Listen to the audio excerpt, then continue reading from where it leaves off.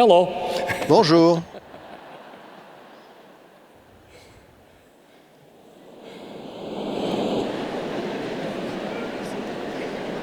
I wonder who I should Je call. me demandais qui allait devoir parler à ma place. No, Mes frères et sœurs, brothers and sisters, quel plaisir to welcome you de to vous the souhaiter la bienvenue à la 181e conférence générale d'octobre de l'Église de Jésus-Christ des Saints des Derniers Jours. Cette conférence marque la 48e année depuis que j'ai été appelé, 48 ans, depuis que j'étais appelé au Collège des 12 apôtres par David O'Mackey. C'est en octobre 1963.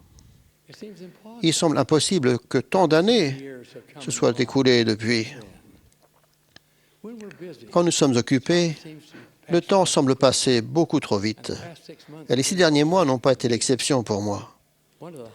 Un des moments marquants de cette période a été l'occasion qui m'a été donnée de reconsacrer le temple d'Atlanta, en Géorgie, le 1er mai. J'étais accompagné de M. Russell Ballard, de Walter F. Gonzalez et de William Walker, accompagnés de leurs femmes, pendant la manifestation culturelle intitulée Southern Lights, qui a eu lieu le soir précédant la reconsécration.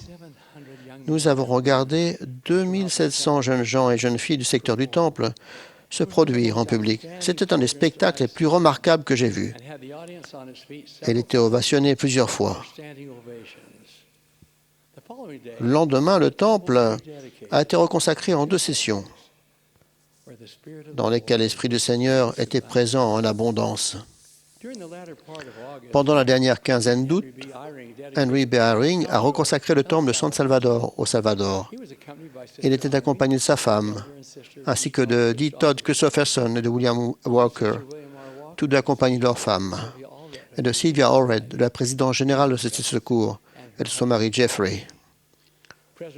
Le président Eyring rapportait que c'était un événement des plus spirituels.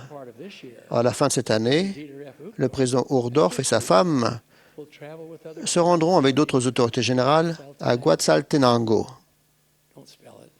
N'essayez pas de l'épeler, au Guatemala, où il consacrera notre temple. La construction de temple continue de manière ininterrompue, mes frères et sœurs. Aujourd'hui, j'ai l'honneur d'annoncer plusieurs nouveaux temples.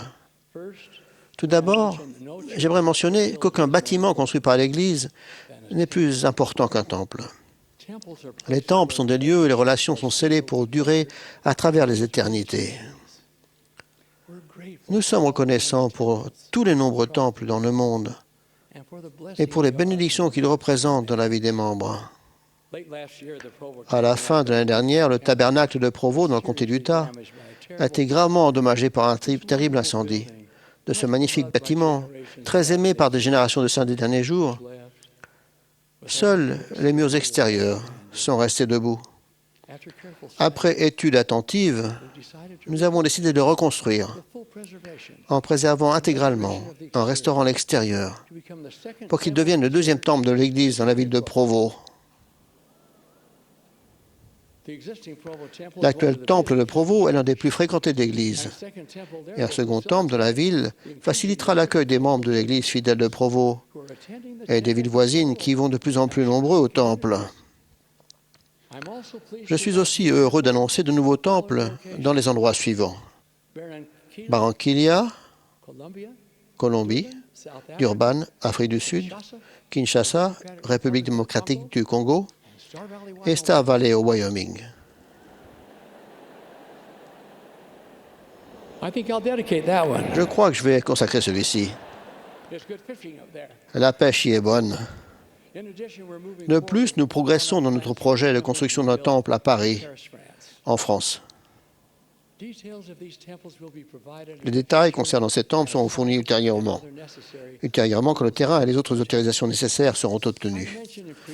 Dans des conférences précédentes, j'ai parlé du progrès que nous faisons pour approcher les temples des membres.